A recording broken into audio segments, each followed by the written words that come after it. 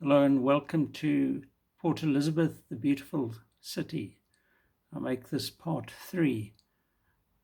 So here we have the historic Tramways building in July 2014, soon after I started my walks around the city. To their credit, the Mandela Bay Development Agency actually undertook a project to restore this historic building. And we're going to just go back a few steps here just to show. So in this part, I do a little bit of a historical thing on the Tramways building. It was right next to the Herald offices where I worked for 32 years.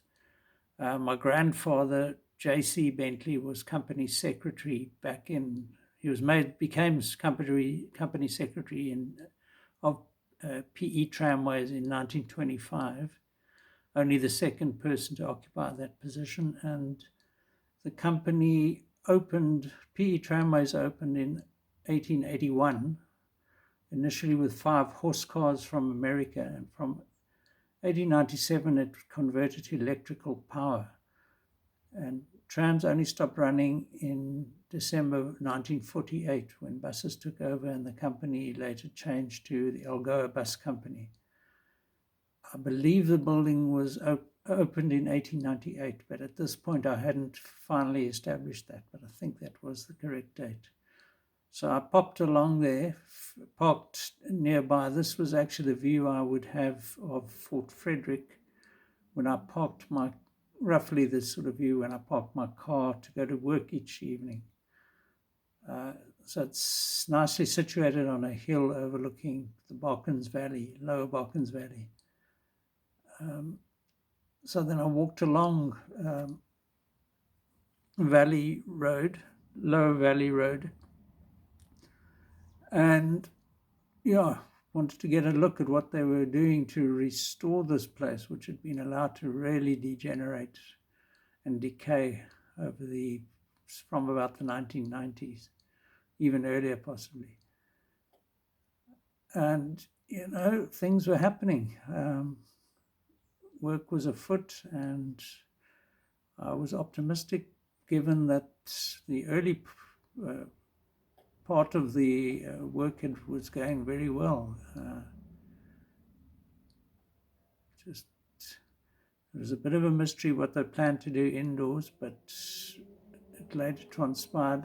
Actually, this looks like a bit of a mess, this picture, but you can see in the window is a reflection of St. Mary's Cemetery across the road, and we're going to visit that shortly. So as I walked around, I could see that they'd done a sterling job at sort of saving the essence of the building and painting it in appropriate colors.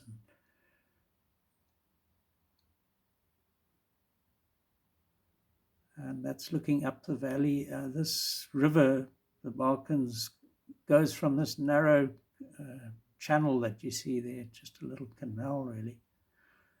When it comes down in flood, you'll get it right up to this point here. And I must move the cursor off here.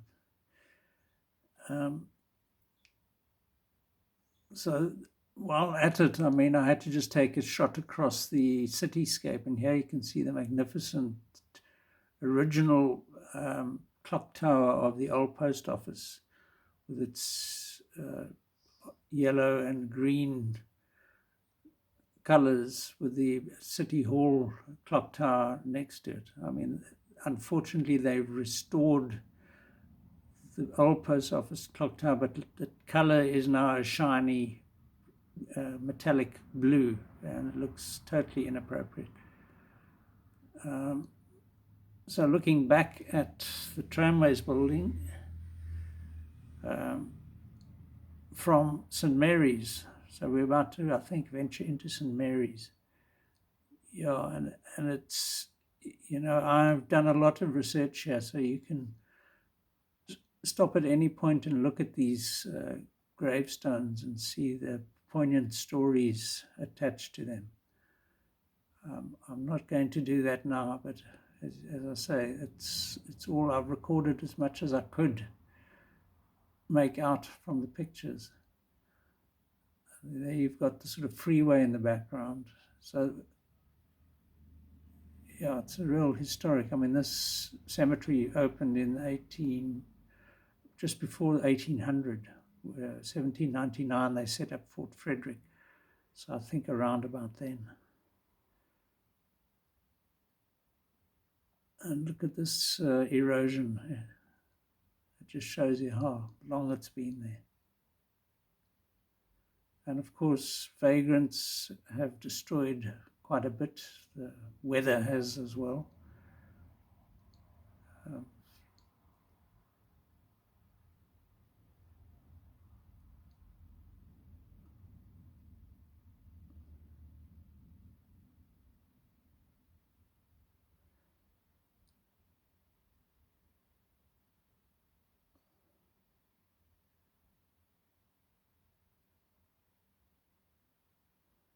there are some Dutch names here. Magdalena van Buren died aged 30 in 1859.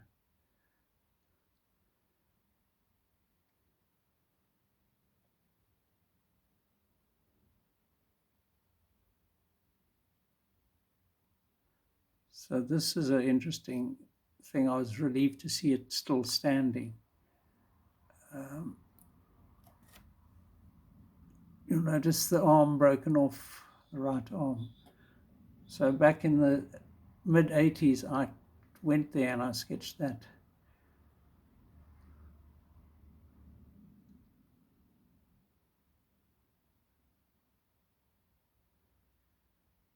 I'm just seeing if there's any particularly interesting stories here. So this person, Master Mariner William Ferber, was born in Dorsetshire in 1812, drowned in Algoa Bay 1847. So stories are plenty amongst these. This guy was born in Goole in Yorkshire in 1880.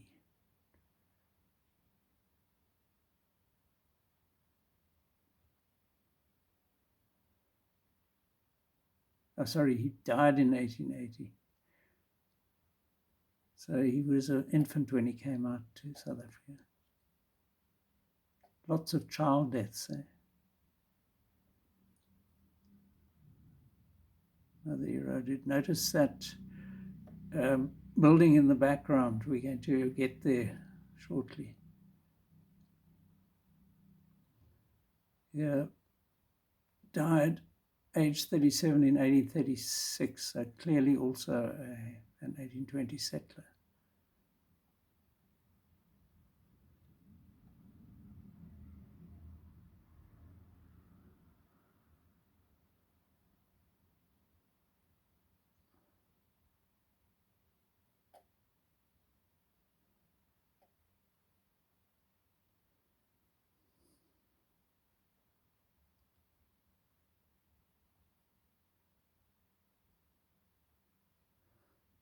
So there we look out over the freeway, Settlers Way they call it, to the harbour. And if you think about it, back in 1820, there was most of that land there is reclaimed. So the shoreline was not nearly as far from the cemetery as it is today.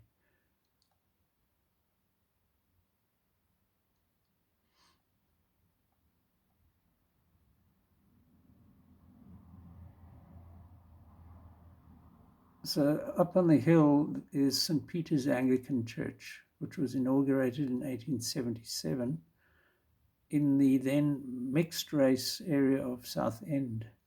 It was unfortunately deconsecrated in 72 under the Group Areas Act when they basically uprooted the entire Southend. A couple of churches and 2 mosques survived this apartheid crime, essentially. So we move up the hill through this thick wavy grass, quite attractive in its own right. Now they've subsequently put a big fence around this, which I think uglifies it. I know they're trying to preserve what remains, but I'm glad I caught it when it was in its natural state. So that's looking back over the cemetery. And there's one of the mosques in the middle there. And that survived. It's the Green Mosque, built in 1901.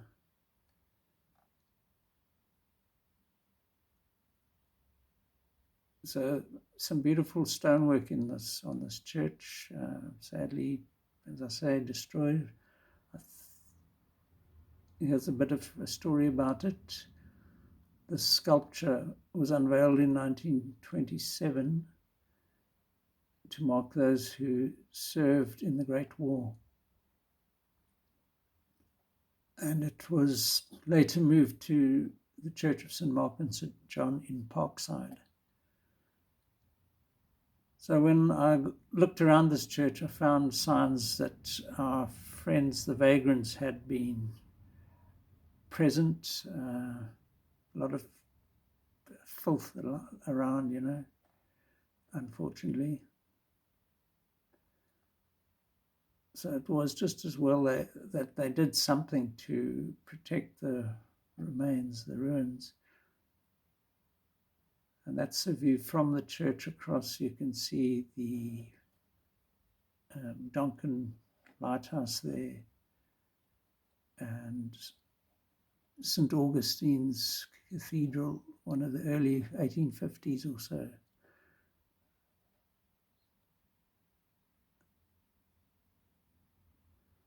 Yeah, all sorts of trash, clearly evidence here of people living here, clothes line.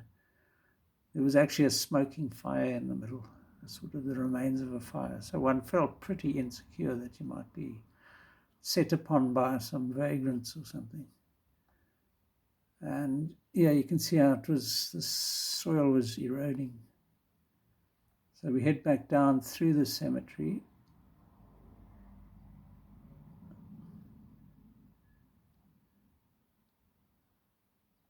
This was an important gravestone. Richard Rubidge, born in 1820 in Wales, died in PE in 1869. Parents came to PE in 1821. His father, captain in the Royal Navy. He studied for a Bachelor of Medicine at the University of London and was a member of the Royal College of Surgeons. His other interests were geology and paleontology. And I think it's up in Graaff-Reinet that this family is famous, the Rubidges.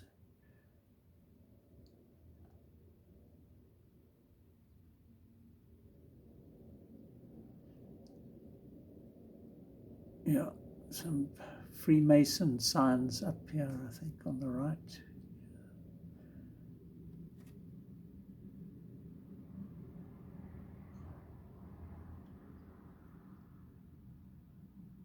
Accidentally killed at Craddock Railway Station in 1886. Unfortunately killed on the beach of PE in 1857, aged 37. So he might have been an infant settler. So last look at the tramways, construction work, and then this was a Muslim cemetery, which is, let's see if we can see it from, not really. I've got a map further on. It's right across the road from the tramways as well. Sort of, St. Mary's is this side, and the tramways is here.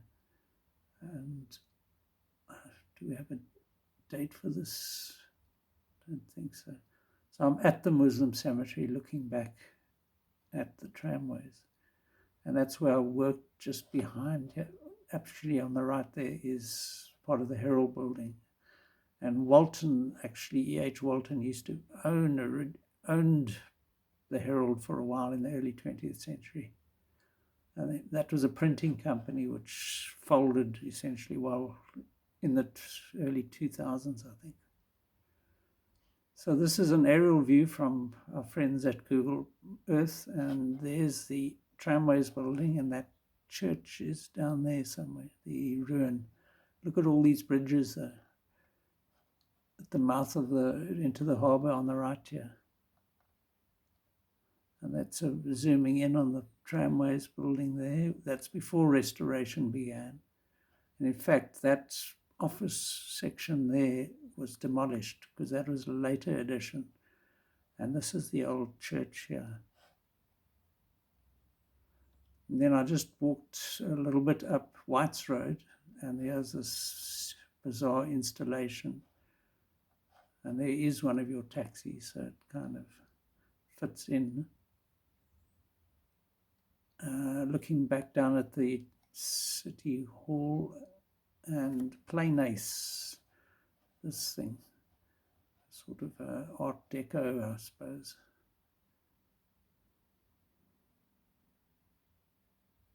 City Hall, quite a magnificent building. I hadn't realized it, but it burnt down in, I think, 1979 or so, and was rebuilt just before I got to PE in 84. And this is a replica of Diocese cross that was planted at Kwai Hook, I think it is, on the far end of Algoa Bay. And that's the Reserve Bank building behind it. And the plaque about Diocese Cross, planted at Kwai Hook, March the 12th, 1488. Opened the sea route to India and was the first European to visit these shores. And so it was nicely positioned, a pity about the stagnant water. And of course, our ANC-run council decided that the Market Square, which is a national monument, would become their private parking lot for all this, 120 city councillors. Incredible for such a small city. And that's just a little detail on the cross, the decaying Market Square, and the beautiful old library in the background, which we'll visit in more detail later. And this is just signifying that it's a national monument declared in 74.